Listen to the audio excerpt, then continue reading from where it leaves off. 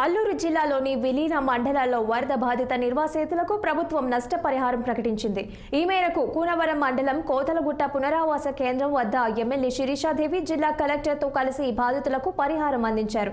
ముఖ్యమంత్రి చంద్రబాబు ఆదేశాల మేరకు వరద బాధితుల కష్టాలు చూసి ప్రతి కుటుంబానికి 3,000 రూపాయలతో పాటు 25 కేజీల బియ్యం అందిస్తున్నామని ఎమ్మెల్యే తెలిపారు.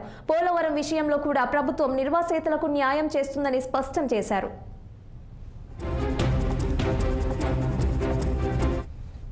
ఇస్తే మీ పేరు పెట్టి చెప్పుకుంటాం, మేడం గారి పేరు చెప్పుకుంటాం సార్.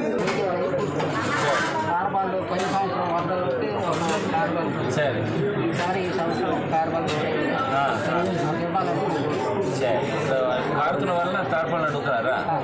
చంద్రబాబు నాయుడు కూతురు కొట్టి వచ్చారండి. జ్యోతులు నెహ్రూ గారు, చంద్రబాబు నాయుడు గారు అందరూ వచ్చారు సార్. ఒకటే చెప్పారు, మాకు మన ప్రభుత్వం వస్తే అంటే తెలుగుదేశం ప్రభుత్వం వస్తే మీకు ఈ బాధలు ఉండవు, మీకు న్యాయం జరిగిందని చెప్పేసి సార్. ఆ సార్ చెప్పినట్టు మన మేడం గారు మళ్ళీ ఒకసారి చెప్తే మా బాధల్ని ఆనందాదిస్తే మీ అందరికీ నేను ధన్యవాదాలు తెలుసుకుంటాం సార్. నెక్స్ట్ గద్దెల ఆదిలక్ష్మి